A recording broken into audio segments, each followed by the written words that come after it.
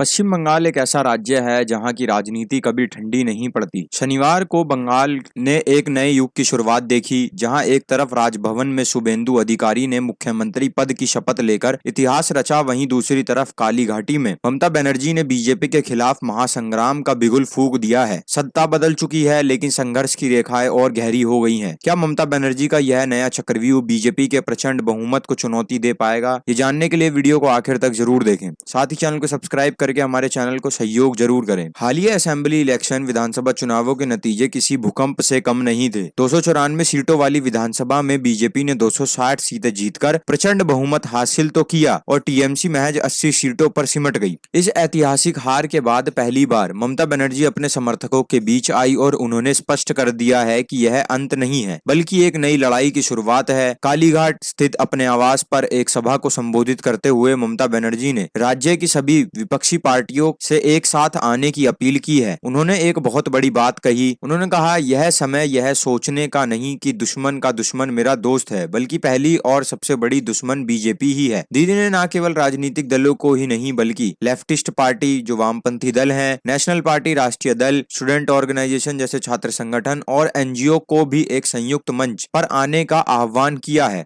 ममता बनर्जी ने मंच से उन नेताओं के नाम गिनाए जिन्होंने इस मुश्किल घड़ी में उनसे संपर्क किया। उन्होंने बताया कि सोनिया गांधी, राहुल गांधी और मल्लिकार्जुन खड़गे ने उनसे फोन पर बात की। उद्धव ठाकरे और तेजस्वी यादव ने भी अपने संदेश भेजे। इतना ही नहीं, समाजवादी पार्टी के मुखिया अखिलेश यादव ने तो खुद कोलकाता आकर मुझसे मुलाकात की। हेमंत सोरेन और अरविंद केजरीवाल भी ममता बनर्जी के संपर्क में है। ममता बनर्जी ने साफ कहा है कि विपक्षी एकता के लिए उनके मन में कोई ईगो नहीं है। रविंद्रनाथ टैगोर की जयंती के अवसर पर बोलती हुई ममता बनर्जी भावुक भी हुई और आक्रामक भी। उन्होंने बीजेपी पर गंभीर आरोप लगाते हुए दावा किया कि चुनाव के बाद टीएमसी सपोर्टरों पर अत्याचार हो रहे हैं। उन्होंने अपनी 2011 की जीत को याद दिलाते हुए कहा कि जब वह सत्ता में आई थी तब उन्होंने किसी पर अत्याचार नहीं होने दिया था। उन्होंने चेतावनी दी थी कि बीजेपी के खेमे में बुरे तत्व घुस आए हैं जो बंगाल की शांति भंग कर रहे हैं। बंगाल में सैफरन वेव यानी भगवा लहर की पहली सरकार बन चुकी है, लेकिन ममता बनर्जी की यह हुंकार बताती है कि आने वाले दिन शांतिपूर्ण नहीं होने वाले हैं। बंगाल की गलियों से सदन तक एक बड़ा सियासी घमासान तय है। क्या ममता बनर्जी का यह एक साथ विपक्षी वाला दाव बीजेपी के लिए विजय रथ को रोक पाएगा? आपकी क्या राय है? बंगाल में विपक्ष का एक हो जाना कमेंट में जरूर बताइए।